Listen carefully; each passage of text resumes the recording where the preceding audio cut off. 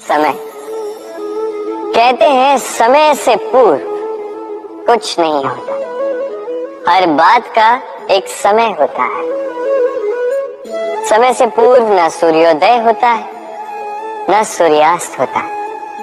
समय से पूर्व पौधों में न पुष्प खिलते हैं, न फल।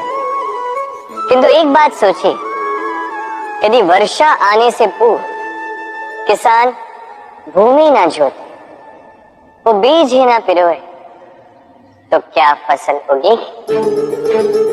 यदि योद्धा युद्ध से पूर्व अपने शस्त्र ही ना परखे, तो वो युद्ध कैसे लड़ेगा? इसका अर्थ ये, समय आपका जब आना है तब अवश्य आएगा, किंतु तब तक ये महत्वपूर्ण है कि आप स्वयं को उसके लिए सज्ज रखें, क्योंकि ये अवसर, ये शब्द बोलने में जितना छोटा है, ये आता भी उतने छोटे समय के लिए है और फिर निकल जाता है। अब यदि अवसर आपके हाथ आ जाए और यदि आप उसके लिए सज्ज ही ना हो, तो आपको सफलता कैसे मिलेगी?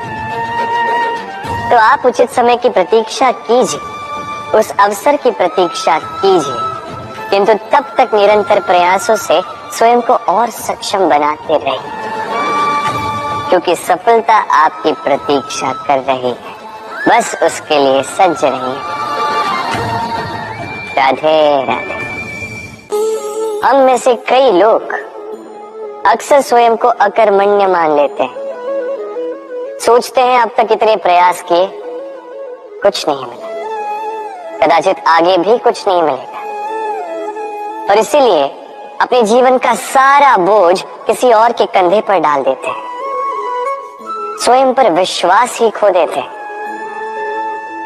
क्यों नहीं समझ पाते ये बात कि जब तक पांव में कांटा नहीं चुभेगा, व्यक्ति को ज्ञात कैसे होगा कि आगे नीचे देखकर चलना होगा।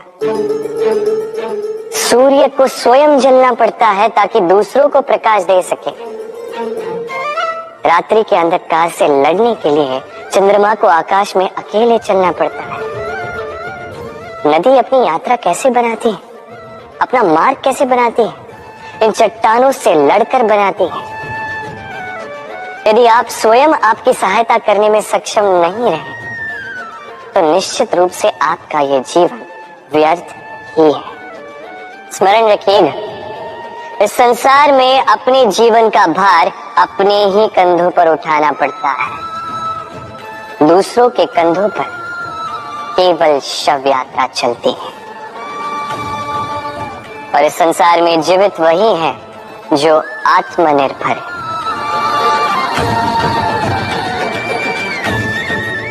राधे राधे।